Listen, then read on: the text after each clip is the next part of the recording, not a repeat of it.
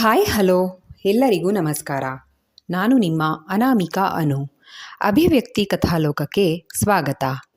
ಇನ್ನೂ ಯಾರೆಲ್ಲ ಈ ಚಾನಲ್ಗೆ ಸಬ್ಸ್ಕ್ರೈಬ್ ಆಗಿಲ್ಲ, ದಯವಿಟ್ಟು ಸಬ್ಸ್ಕ್ರೈಬ್ ಮಾಡಿಕೊಂಡು ಪ್ರೋತ್ಸಾಹ ನೀಡಿ. ಇಲ್ಲಿ ಪ್ರಸಾರವಾಗುವ ಕಥೆಗಳನ್ನು ಕೇಳಿ ನಿಮಗೆ ಇಷ್ಟವಾದರೆ ಲೈಕ್ ಕೊಟ್ಟು ಕಮೆಂಟ್ ಮಾಡಿ ಹೆಚ್ಚು ಹೆಚ್ಚು ಶೇರ್ ಮಾಡುವುದರ ಮೂಲಕ ನಮಗೆ ಮತ್ತಷ್ಟು ಪ್ರೋತ್ಸಾಹ ನೀಡೋದನ್ನು ಮರಿಬೇಡಿ. ಬಾಳದೋಣಿಯಲ್ಲಿ ಕಥೆಯ 5ನೇ ಅಧ್ಯಾಯವನ್ನು ನೀವೆಲ್ಲರೂ ಕೇಳಿ ಆನಂದಿಸಿದ್ದೀರಾ ಅಂತ ಭಾವಿಸ್ತೇನೆ. ಹಾಗಾದರೆ 6ನೇ ಅಧ್ಯಾಯವನ್ನು ಶುರು ಮಾಡೋಣ. ಪಾರ್ಥಳನ್ನು ಗಾಯನಾಳ ಜೊತೆ ಅವಳ ಊರಿಗೆ ಕಳಿಸೋದ್ರ ಬಗ್ಗೆ ಮಾತಾಡಿರ್ತಾಳೆ ಸ್ವರ್ಣ. ಆಗ ಪಾರ್ಥ, ಅವ್ರ ಫ್ಯಾಮಿಲಿ ಮ್ಯಾಟರ್ಗೆ ನಾವು ತಲೆ ಹಾಕೋದು ಸರಿ ಅಲ್ವೇ ಎಂದು ಹಿಂದೇಟು ಹಾಕಿದ್ದ. ಲೋ ದಡ್ಡ, ಈ ಥರ ಸಮಸ್ಯೆಗಳಿದ್ದಾಗ ನಮ್ಮ ಕೈಲಾದ ಹೆಲ್ಪ್ ಮಾಡೋದು ಸರಿ ಕಣೋ. ಎಲ್ಲ ಸೋದರ ಮಾವಂದರು ನಿನ್ನಷ್ಟೇ ಒಳ್ಳೆಯವರಿರಲ್ಲ.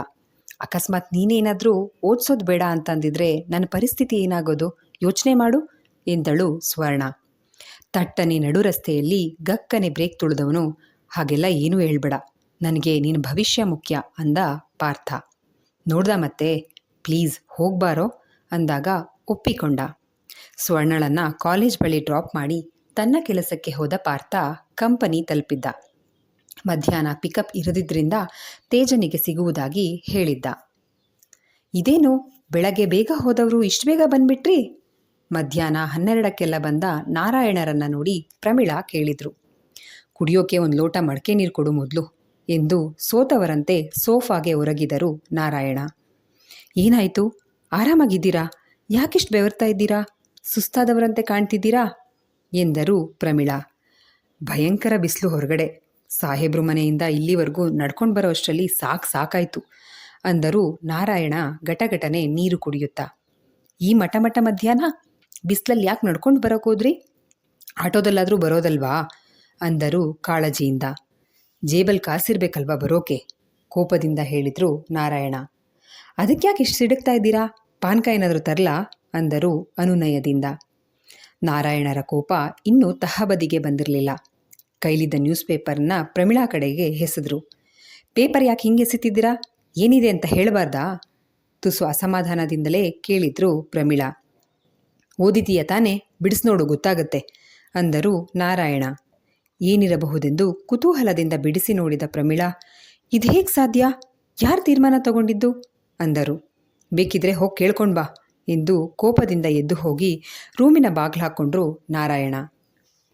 ಮಧ್ಯಾಹ್ನ ತೇಜನಿಗೆ ಸಿಕ್ಕ ಪಾರ್ಥ. ಇಬ್ಬರು ಈಗ ಹೊಸ ಕಾರು ತೆಗೆದುಕೊಂಡಿದ್ರಿಂದ ದುಡಿಮೆಗೇನೂ ತೊಂದರೆ ಇರಲಿಲ್ಲ. ಇಷ್ಟು ವರ್ಷ ಇಲ್ಲದ ಆಸಕ್ತಿ ಈಗ ಬಂತು ಯಾಕೋ. ತೇಜನೇ ಮಾತು ಶುರು ಮಾಡ್ದ. ಗೊತ್ತಿಲ್ಲ ಮಗ, ತಿಳ್ಕೊಳ್ಳೇಬೇಕು ಅಂತ ಸ್ಟ್ರಾಂಗ್ ಆಗಿ ಅನ್ನಿಸ್ತು. ಆದರೆ ಯಾವ ರೂಟಲ್ಲಿ ಹೋಗಬೇಕು ಅಂತ ತಿಳಿತಿಲ್ಲ ಅಂದಾಗ, ನಿಮ್ಮಕ್ಕ ಓದಿದಾರಲ್ವ ಪಾರ್ಥ, ನೀನು ಯಾಕೆ ಅವ್ರ ಡಾಕ್ಯುಮೆಂಟ್ಸ್ ಚೆಕ್ ಮಾಡಬಾರ್ದು? ತೇಜ ಸಲಹೆಯೊಂದನ್ನು ಕೊಟ್ಟಿದ್ದ. ಇಷ್ಟು ವರ್ಷದಲ್ಲಿ ನಾನು ಯಾವತ್ತೂ ನೋಡೇ ಇಲ್ಲ ಕಣೋ, ಸಡನ್ಲಿ ಏನಂತ ಕೇಳೋದು, ಯಾಕೆ ಅಂದರೆ ಅಂದ ಪಾರ್ಥ. ಸತ್ಯ ತಿಳಿಬೇಕು ಅಂದರೆ ಕೆದಕ್ಲೇಬೇಕು ಮಗ, ಇಲ್ಲ ನಿಮ್ಮ ಭಾವನ ಹತ್ರ ತಿಳ್ಕೊಳ್ಳೋ ಪ್ರಯತ್ನ ಮಾಡು ಅಂತ ತೇಜ ಹೇಳಿದ್ದ. ಅವರಿಂದ ನಮಗೆ ಏನೂ ಪ್ರಯೋಜನ ಆಗಲ್ಲ, ನಾವು ಬೇರೆ ದಾರಿನ ಹುಡುಕಬೇಕು. ಹೌದಾ, ಮತ್ತು ಹೇಗೆ ಹುಡುಕೋದು, ಎಲ್ಲಿಂದ ಸ್ಟಾರ್ಟ್ ಮಾಡೋದು ಪ್ರಶ್ನಾರ್ಥಕವಾಗಿ ಕೇಳಿದ್ದ ತೇಜ. ನೋಡೋಣ, ಅನಿಸಿದ್ಯಲ್ಲ ಏನಾದರೂ ದಾರಿ ಸಿಕ್ಕೇ ಸಿಗತ್ತೆ ಆತ್ಮವಿಶ್ವಾಸದಿಂದ ನುಡಿದ ಪಾರ್ಥ. ಈ ವೀಕೆಂಡ್ ಔಟ್ ಆಫ್ ಸಿಟಿ ಇರ್ತೀನೋ, ಒಂದು ಬಾಡಿಗೆ ಇದೆ ಎಂದು ಹೇಳಿದ. ಹೌದಾ, ಯಾವ ಕಡೆಗೆ ಮಗ ಇಂದ ತೇಜ. ಗೊತ್ತಿಲ್ವೋ, ಸ್ವರ್ಣ ಫ್ರೆಂಡ್ನ ಕರ್ಕೊಂಡು ಹೋಗಬೇಕು, ಅದ್ಯಾವುದೋ ಊರು, 12 ವರ್ಷಕ್ಕೊಮ್ಮೆ ಜಾತ್ರೆ ಮಾಡ್ತಾರಂತೆ ಅಂದಾಗ. 12 ವರ್ಷಕ್ಕೊಮ್ಮೆ ಜಾತ್ರೆನಾ? ನಮ್ಮ ಅಮ್ಮನ ಅಮ್ಮ ಅಂದರೆ ಅಜ್ಜಿ ಊರಲ್ಲೂ ಸೇಮ್. ನಮ್ಮ ಮಾವಂದರು ದುಡ್ಡಿನ ಅಹಂಕಾರದಿಂದ ಅಂತ ಹೋಗಲ್ಲ. ಈ ಸರ್ತಿ ನಮ್ಮ ಅಜ್ಜಿ ಮೂಲೆ ಹಿಡಿದಿದ್ದಾರೆ, ಎಲ್ಲರೂ ಬನ್ನಿ ಅಂತ ಕರೀತಿದ್ದಾರೆ. ಯಾವ ಊರು ಅಂತ ಹೇಳ ಮಗ ಎಂದು ಕುತೂಹಲದಿಂದ ಕೇಳಿದ ತೇಜ. ಮೊಬೈಲ್ನಲ್ಲಿ ಟೈಮ್ ನೋಡಿದ ಪಾರ್ಥ, ಫ್ರೀ ಇರ್ತಾಳೆ ಕೇಳ್ತೀನಿರು ಎಂದು ಸ್ವರ್ಣಂಗೆ ಕಾಲ್ ಮಾಡಿ, ಸ್ವರ್ಣ ನಿನ್ನ ಫ್ರೆಂಡ್ ಗಾಯನಂದು ಯಾವ ಊರು ಅಂತ ಕೇಳಿದ್ದ.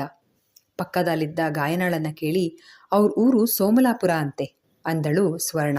ಸೋಮಲಾಪುರ ಅಂತೆ ಕಣೋ ಎಂದು ತೇಜನಿಗೆ ಹೇಳಿ, ಮತ್ತೆ ಜಾತ್ರೆ ನಡೆಯೋದು ಅಂತ ಕೇಳ್ದ. ತಗೊಳ್ಳೆ, ಪಾರ್ಥ ಏನೋ ಕೇಳ್ತಾ ಇದ್ದಾನೆ ಎಂದು ಸ್ವರ್ಣ ಗಾಯನಾಳ ಕೈಗೆ ಮೊಬೈಲ್ ಕೊಟ್ಲು.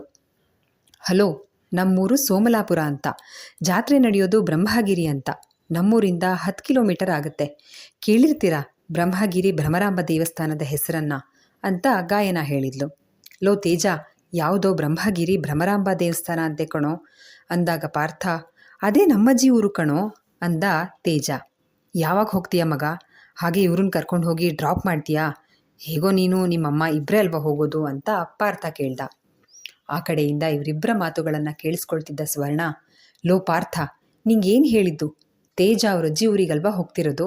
ನಾನು ನಿನ್ನ ಹೋಗೋ ಕೇಳಿದ್ದು ಗಾಯಿ ಸೇಫ್ಟಿಗೋಸ್ಕರ ಅಂದಳು ಸ್ವರ್ಣ. ಸರಿ ಆಯಿತು ಬಿಡು ಅಂತ ಫೋನ್ ಇಟ್ಟು, ನಾನು ಬರ್ತೀನಿ ಮಗ, ಅಲ್ಲೇ ಸಿಗೋಣ ಅಂದ ಪಾರ್ಥ. ನೀನು ಬರ್ತಿರೋದು ನನಗೂ ಒಳ್ಳೇದಾಯ್ತು ಮಗ. ಆ ಊರಲ್ಲಿ ಯಾರೂ ಫ್ರೆಂಡ್ಸ್ ಇಲ್ಲ. ಹೇಗಪ್ಪ 2 ದಿನ ಟೈಮ್ ಪಾಸ್ ಮಾಡೋದು ಅನಿಸಿತ್ತು. ನೀನು ಇರ್ತೀಯಲ್ಲ, ಈಗ ಹ್ಯಾಪಿ. ನೀನು ಹೆತ್ತವರನ್ನು ಹುಡ್ಕೋಕೆ ಮುಂಚೆ ದೇವ್ರ ದರ್ಶನ ಮಾಡ್ತಿದ್ದೀವಿ. ಆ ತಾಯಿನೇ ಏನಾದರೂ ದಾರಿ ತೋರಿಸ್ತಾಳೆ ಅಂತ ನನಗೆ ಸ್ಟ್ರಾಂಗ್ ಆಗಿ ಅನ್ನಿಸ್ತಿದೆ. ನಮ್ಮಮ್ಮ ಯಾವಾಗಲೂ ಹೇಳ್ತಿರ್ತಾರೆ ಕಣೋ, ತುಂಬ ಪವರ್ ಇರೋ ದೇವಿ ಅಂತೆ, ನಾವು ಬೇಡ್ಕೊಂಡಿದ್ದೆಲ್ಲ ನೆರವೇರುತ್ತಂತೆ ಅಂತ ತೇಜ ಹೇಳಿದ್ದ. ಲೋ ಮಗ, ದಿನಕ್ಕೆ 1000 ರೂಪಾಯಿ ದುಡಿಯೋ ನಾನು ನನಗೆ ಕೋಟಿ ರೂಪಾಯಿ ಕೊಡು ಅಂದರೆ ಯಾವ ದೇವತಾನೇ ಕೊಡ್ತಾನೆ? ನಮ್ಮ ಬೇಡಿಕೆ ನ್ಯಾಯಯುತವಾಗಿ ಇರಬೇಕು, ಅವಾಗ ಮಾತ್ರ ನೆರವೇರೋದು. ಅಂದ್ಕೊಂಡಂಗೆಲ್ಲ ಆಗೋದಾಗಿದ್ದರೆ ಮನುಷ್ಯನ ಹಿಡಿಯೋದು ಕಷ್ಟ ಆಗ್ತಾಯಿತ್ತು ಕಣೋ ಅಂದ ಪಾರ್ಥ ವಿಷಾದದಿಂದ. ಈಗ ನೀನು ನಿಮ್ಮ ಅಪ್ಪ ಅಮ್ಮನ ಹುಡುಕ್ಬೇಕು ಅಂತಿರೋದು ನ್ಯಾಯಯುತವಾದ ಬೇಡಿಕೆ ತಾನೇ? ದೇವಿ ಯಾಕಸ್ತು ಅನ್ನಲ್ಲ? ತೇಜ ಮರು ಪ್ರಶ್ನಿಸಿದ್ದ. ನಾನು ಈ ವಿಷಯದ ಬಗ್ಗೆ ಹೇಳ್ತಿಲ್ಲ ಕಣೋ, ನ್ಯಾಯಯುತವಾಗಿ ಹಣೆ ಬರಹದಲ್ಲಿದ್ದರೆ ಮಾತ್ರ ಸಿಗೋದು ಎಂದವನು ತುಂಬಿದ ಕಣ್ಣನ್ನು ತೇಜನಿಗೆ ಕಾಣದಂತೆ ಒರೆಸ್ಕೊಂಡು, ಬಾ, ಎಂಪ್ಲಾಯೀಸ್ ಲಾಗೌಟ್ ಆಗೋ ಟೈಮ್ ಆಯಿತು, ಹೋಗೋಣ ಅಂತ ಹೇಳಿ ಅವಸರಿಸಿದ್ದ. ಪಾರ್ಥ ನನ್ನಿಂದ ಏನೋ ಮುಚ್ಚಿಡ್ತಾ ಇದ್ದಾನಲ್ಲ, ಫ್ರೀ ಇದ್ದಾಗ ಕೇಳಬೇಕು ಎಂದುಕೊಂಡು ತೇಜ ಕೂಡ ಅವನ ಜೊತೆ ನಡೆದ. ಅಂದು ಸ್ವರ್ಣಳನ್ನು ಬೇರೊಬ್ಬರ ಕಾರಿನಲ್ಲಿ ನೋಡಿದ್ದ ದಿನ ಪಾರ್ಥನ ಪ್ರೀತಿಯ ಸೌಧದ ಮೊದಲ ಇಟ್ಟಿಗೆ ಜರುಗಿದಂತಾಗಿತ್ತು. ಅವಳು MBA ಓದಿರೋಳು. ಕಾರ್ಪೊರೇಟ್ ಲೈಫ್, ಕಂಪನಿಲಿ ಎಂಪ್ಲಾಯೀಸ್, ಫ್ರೆಂಡ್ಸ್ ಎಷ್ಟು ಕ್ಲೋಸ್ ಇರ್ತಾರೆ ನೋಡಿಲ್ವಾ? ಅಲ್ಲದೆ ಅವತ್ತು ಜೋರು ಮಳೆ ಬರ್ತಿತ್ತು. ಇಷ್ಟಕ್ಕೆಲ್ಲ ತಪ್ಪು ತಿಳಿಬಾರ್ದು, ತನಗೆ ತಾನೇ ಸಮಾಧಾನ ಮಾಡಿಕೊಂಡಿದ್ದ. ಆದರೂ ಚಿತ್ತ ಸ್ವಾಧೀನವಿಲ್ಲ. ನೆನಪಾದಾಗಲೆಲ್ಲ ಎದೆಯಲ್ಲಿ ಮುಳ್ಳು ಚುಚ್ಚಿದ ಅನುಭವ ಆಗಿತ್ತು. ಆದರೆ ಸ್ವರ್ಣಳ ಮುದ್ದು ಮುಖ ನೆನಪಾದರೆ ಮಗುವಿನಂಥ ಮನಸ್ಸಿನ ಅವಳ ಕನಸೇನಿದ್ರೂ ಓದು, ಅದನ್ನು ಮುಗಿಸಿ ಒಳ್ಳೆ ಕಂಪನಿಯಲ್ಲಿ ಕೆಲಸ ಗಿಟ್ಟಿಸ್ಕೊಂಡು ವಿದೇಶಕ್ಕೆ ಹಾರಬೇಕು, ಇಷ್ಟೇ. ತನ್ನ ಸಲ್ಲದ ಯೋಚನೆಗಳಿಗೆ ತಲೆ ಕೊಡವಿಕೊಂಡು ಸುಮ್ಮನಾಗ್ತಾ ಇದ್ದ ಪಾರ್ಥ. ಈಗೇನು ಮಾಡೋದು? ಪ್ರಮೀಳಾ ಚಿಂತಿತರಾಗಿ ಕೇಳಿದ್ರು. ಈಗೇನು ಮಾಡೋದು ಅಂತ ನನ್ನ ಕೇಳಿದ್ರೆ ಏನು ಹೇಳೋದು? ನಾನು ಹೇಳ್ದಂಗೆ ಏನಾದರೂ ಕೇಳಿದ್ದೀಯಾ? ನಾರಾಯಣರ ಕೋಪ ಇನ್ನೂ ಶಮನವಾಗಿರಲಿಲ್ಲ. ಈ ಕೋಪ ಮಾಡಿಕೊಂಡ್ರೆ ಏನಾದರೂ ಪ್ರಯೋಜನ ಇದೆಯಾ? ಮುಂದೇನು ಮಾಡೋದು ಅಂತ ಯೋಚನೆ ಮಾಡಬೇಕು ಅಂದರು ಪ್ರಮೀಳಾ. ಪಮ್ಮಿ, ನನ್ನ ಮಾತು ಕೇಳೋದಾದರೆ ಪಾರ್ಥಂಗೆ ಎಲ್ಲ ಹೇಳಿಬಿಡೋಣ ಅಂದರು ನಾರಾಯಣ. ನಾಣಿ, ಅದೆಲ್ಲ ಈಗಲೇ ಆಗೋದಲ್ಲ, ಗೊತ್ತಲ್ವ ನಿಮಗೆ? ಯಾಕೋ ಪೇಪರ್ನಲ್ಲಿ ಸುದ್ದಿ ನೋಡಿದಾಗಿಂದ ಮನಸ್ಸಿಗೆ ಹಿಂಸೆ ಆಗ್ತಿದೆ ಅಂದರು ಪ್ರಮೀಳಾ. ಹೌದಾ? ಸದ್ಯ ಅಷ್ಟಾದರೂ ಅನ್ನಿಸ್ತಿದೆಯಲ್ಲ ಅಂದ ನಾರಾಯಣರ ಮಾತು ವ್ಯಂಗ್ಯವಾಗಿತ್ತು. ನೀವು ಹೀಗೆ ಮಾತಾಡಿದ್ರೆ ನಂಗ್ಯಾರು? ಕಣ್ಣಲ್ಲಿ ನೀರು ತುಂಬಿಕೊಂಡು ಪ್ರಮೀಳಾ ಹೇಳಿದಾಗ ನಾರಾಯಣ ತುಸು ಮೆತ್ತಗಾದರು. ಸತ್ಯ ಯಾವತ್ತಿದ್ರೂ ಬೂದಿ ಮುಚ್ಚಿದ ಕೆಂಡದ ಇದ್ದಂಗೆ ಪ್ರಮಿ, ಯಾವತ್ತಿದ್ರೂ ಗೊತ್ತಾಗಲೇಬೇಕು. ಯೋಚನೆ ಮಾಡು, ಪಾರ್ಥಂಗೆ ನಾವಂದರೆ ತುಂಬ ಗೌರವ. ಆದರೆ ಹೂತಿಟ್ಟಿರೋ ಸತ್ಯ ಬೇರೆಯವ್ರ ಕಡೆಯಿಂದ ಗೊತ್ತಾದರೆ ಇಷ್ಟು ವರ್ಷ ಕಟ್ಟಿರೋ ನಂಬಿಕೆ ಒಂದೇ ಸಾರ್ತಿ ಕುಸಿದು ಬೀಳುತ್ತೆ. ಆಗ ಅವನ ಮುಂದೆ ನೀನು ಎಷ್ಟು ಚಿಕ್ಕವಳಾಗ್ತೀಯ? ಅವನಿಗೆ ಮುಖಕ್ಕೆ ಮುಖ ಕೊಟ್ಟು ಮಾತಾಡೋದಕ್ಕೆ ನಿನ್ನಿಂದ ಸಾಧ್ಯ ಆಗತ್ತಾ? ಯೋಚನೆ ಮಾಡು, ನಾನು ಹೇಳೋ ಅಷ್ಟು ಹೇಳಿದ್ದೀನಿ ಅಂದ ನಾರಾಯಣರು. ನನಗೆ ತುಂಬ ಮನಸ್ಸಿನ ಭಾರ ಅನ್ನಿಸ್ತಿದೆ, ಮಲಗ್ತೀನಿ ಎಂದು ಎದ್ದು ರೂಮಿಗೆ ಹೋದರು. ಇವ್ರು ಹೇಳ್ತಿರೋದೆಲ್ಲ ಸರಿ, ಆದರೆ ನನ್ನೊಳಗೆ ನಡೀತಿರೋ ಕೋಲಾಹಲದ ಅಂದಾಜಿನ ಪ್ರಮಾಣ ಇವರಿಗಿಲ್ವಾ? ನಾನು ಅನುಭವಿಸಿದ ಅವಮಾನ, ನೋವಿಗೆ ಬೆಲೆನೇ ಇಲ್ವಾ? ಇಲ್ಲ, ಪಾರ್ಥ ನನ್ನ ತಮ್ಮ, ಯಾವತ್ತಿದ್ರೂ ನನ್ನ ತಮ್ಮ. ಅವನ ಫಸ್ಟ್ ಪ್ರಿಯಾರಿಟಿ ನಾನೇ ಅಷ್ಟೇ ಯಾವತ್ತಿಗೂ ಹೇಳಿಕೊಂಡ ಪ್ರಮೀಳಾ ಮಠ ಮಧ್ಯಾಹ್ನವೇ ಎದ್ದು ಮತ್ತೊಮ್ಮೆ ಮುಖ ತೊಳ್ಕೊಂಡು ದೇವರಿಗೆ ದೀಪ ಹಚ್ಚಿ ಕಣ್ಮುಚ್ಚಿ ಬೇಡಿದರು. ಮಧ್ಯಾಹ್ನದ ಅಡುಗೆಗೆ ಸೋರೆಕಾಯಿ ಪಲ್ಯ, ಚಪಾತಿ ಮಾಡಿ ಮೊಸರನ್ನ ಕಲಿಸಿದ್ರು. ರೂಮಿನಲ್ಲಿ ಮಲಗಿದ್ದ ನಾರಾಯಣರಿಗೆ ಸಮಾಧಾನವಿಲ್ಲ. ಕಳೆದುಕೊಂಡ ಭಾವ, ಕೊಟ್ಟ ಮಾತು, ತಪ್ಪಿದ ಅಪರಾಧ ಪ್ರಜ್ಞೆ, ಚಿತ್ತಕ್ಕೆ ಸಮಾಧಾನವಿಲ್ಲದೆ ಹೊರಳಾಡುತ್ತಿರುವಾಗಲೇ ಪ್ರಮೀಳಾ ಬಂದು ಊಟಕ್ಕೆ ಎಬ್ಸಿದ್ರು. ಪರಿಸ್ಥಿತಿ ಎಂದದ್ದೇ ಇರಲಿ, ಹೊಟ್ಟೆಯಂತೂ ತನ್ನಿರುವಿಕೆಯನ್ನು ಎಚ್ಚರಿಸುತ್ತದೆ ಅಲ್ವಾ? ಮಾತಿಲ್ಲದೆ ಎದ್ದು ಬಂದು ಕೈಕಾಲು ತೊಳೆದು ತಟ್ಟೆಯ ಮುಂದೆ ಕುಳಿತರು. ಮೌನವಾಗಿಯೇ ಊಟ ಮುಗಿಸಿದರು. ಸಾಕು ಬೇಕು ಎನ್ನಲಿಲ್ಲ.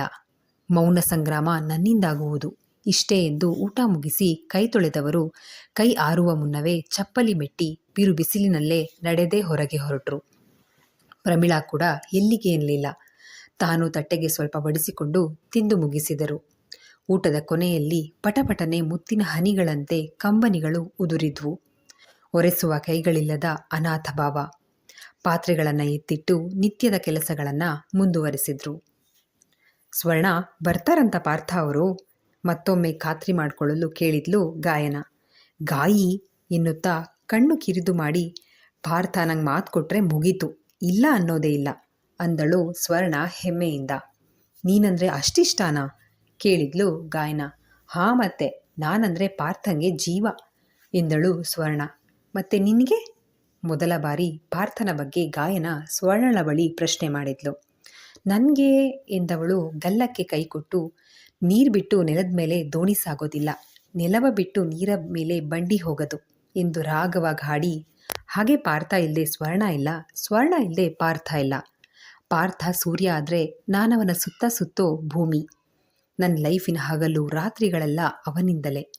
ಅವನೊಂದು ಅದ್ಭುತ ಗ್ರಂಥ. Without Partha I am nothing ಎಂದು ಭುಜ ಕುಣಿಸಿದ್ಲು. ಕಣ್ಣಿನ ಎರಡೂ ಕಡೆಗಳಲ್ಲಿ ಮುತ್ತಿನ ಹನಿ ಜಿನುಗಿತ್ತು. ಸ್ವರ್ಣ ಪಾರ್ಥನ ಲವ್ ಮಾಡ್ತಾ ಇದ್ದಾಳೆ. ಮೇ ಬಿ ಚಿಕ್ಕಂದಿನಿಂದ ಬೆಳೆದಿರೋ ಪ್ರೀತಿ ಇವತ್ತು ಹೆಮ್ಮರವಾಗಿದೆ. ನಾನೇ ಸ್ವರ್ಣನ ಅಪಾರ್ಥ ಮಾಡಿಕೊಂಡೆ. ಸಾರಿ ಗೆಳತಿ. ಮನಸ್ಸಿನಲ್ಲಿ ಕ್ಷಮೆ ಕೇಳಿಕೊಂಡು ನಸು ನಕ್ಕಳು ಗಾಯನ. ಮತ್ತು ನಿಮ್ಮ ಮಾವನ ಬಗ್ಗೆ ಹೇಳು, ಯಾಕೆ ನಿನಗೆ ಅವರಂದರೆ ಅಷ್ಟು ಭಯ ಅಂದಳು ಸ್ವರ್ಣ. ಶಾರ್ಟಾಗಿ ಹೇಳೋ ಅಂಥ ಕತೆ ಅಲ್ಲ ಸ್ವರ್ಣ, ಇನ್ನೊಂದು ದಿನ ಹೇಳ್ತೀನಿ ಫ್ರೀ ಇದ್ದಾಗ. ಈ ಸೆಮಿಸ್ಟರ್ ಮುಗಿಲಿ. ಈಗ ಅದನ್ನೆಲ್ಲ ನೆನಪು ಮಾಡ್ಕೊಂಡು ಕೂತ್ರೆ ಆಮೇಲೆ ಸೆಮ್ನಲ್ಲಿ ಹಿಂದುಳಿಬೇಕಾಗತ್ತೆ ಎಂದಳು ಗಾಯನ ನೆನಪು ಮಾಡಿಕೊಳ್ಳಲು ಇಷ್ಟವಿಲ್ಲದೆ. ಮನಸ್ಸಿಗೆ ಹಿಂಸೆ ಆಗುವಂಥದ್ದಾದರೆ ಬೇಡ ಬಿಡು, ಸ್ಟಡೀಸ್ ಕಡೆ ಕಾನ್ಸಂಟ್ರೇಟ್ ಮಾಡು, ಬರ್ಲಾ ಬಾಯ್ ಎಂದು ಕೈ ಬೀಸಿದ್ದಳು ಸ್ವರ್ಣ. ಸ್ವರ್ಣಳಿಂದ ಬೇರ್ಪಟ್ಟು PG ಕಡೆ ಹೆಜ್ಜೆ ಹಾಕಿದ ಗಾಯನಳ ಮೊಬೈಲ್ ರಿಂಗ್ ಆಗಿತ್ತು. ಆ ಕಡೆಯಿಂದ ಗಾಯನಳ ಅಮ್ಮ, ಮಗಳೇ ಮುಗೀತಾ ಕಾಲೇಜು, ಏನು ಮಾಡ್ತಿದೀಯಾ ಅಂತ ಕೇಳಿದರು. ಹಾಂ ಅಮ್ಮ, ಈಗಷ್ಟೇ ಮುಗೀತು, PG ಕಡೆ ನಡ್ಕೊಂಡು ಹೋಗ್ತಾ ಇದ್ದೀನಿ. ನೀವೇನು ಮಾಡ್ತಿದ್ದೀರಾ, ಆರಾಮ ಅಂತ ಗಾಯನ ಕೂಡ ಕೇಳಿದ್ಲು. ನಾನು ಆರಾಮಿದ್ದೀನಿ, ನೀನು ಬರ್ತಾ ಇದ್ದೀಯಾ ಜಾತ್ರೆಗೆ ಅಂತ ಕೇಳಿದ್ರು. ಹಾಂ, ನಾನು ಚಿಕ್ಕವಳಿದ್ದಾಗ ನೋಡಿರೋದು, ಈಗ ನಡೀತಿದೆ, ನೋಡಬಾರ್ದ ನಾನು? ಅಮ್ಮನವರ ದರ್ಶನಕ್ಕೆ ಸಿಗೋದು 12 ವರ್ಷಕ್ಕೊಮ್ಮೆ. ಸದಾ ಅವರ ಹೆಸರನ್ನು ಜಪಿಸೋ ನಾನು ಅವರ ದರ್ಶನನ ಅವಕಾಶನ ಕೈ ಬಿಡೋಕೆ ಸಾಧ್ಯನಾ ಎಂದಳು ಗಾಯನ. ನೀನು ಹೇಳೋದೆಲ್ಲ ಸರಿ, ಆದರೆ ಇಲ್ಲಿ ನಿನ್ನ ಮಾವನಂತೆ ಚಿಂತೆ. ಈ ಬಾರಿ ಬಂದರೆ ಮದುವೆ ಆಗೋದೇ ಅಂತಿದ್ದ ನಿನ್ನೆ ಮನೆಗೆ ಬಂದವನು ಅಂದರು ಗಾಯನ ತಾಯಿ. ಮದುವೆ ಏನು ಮಕ್ಕಳಾಟನಾ? ಅಮ್ಮನವರಿದ್ದಾರೆ, ಕಾಪಾಡ್ತಾರೆ. ನೀನು ಯೋಚನೆ ಮಾಡಬೇಡ, ಮನೆ ಕಡೆ ಜಾಗ್ರತೆ. ಅಪ್ಪನ ಕೇಳಿದೆ ಅಂತ ಹೇಳು. ನಾನು ಫೋನ್ ಇಡ್ತೀನಿ, ಬಸ್ ಹತ್ತಬೇಕು ಅಂತ ಹೇಳಿ ಕರೆ ತುಂಡರಿಸಿದ್ಲು ಗಾಯನ. ಇಲ್ಲಿಗೆ ಈ ಸಂಚಿಕೆ ಮುಕ್ತಾಯವಾಯಿತು.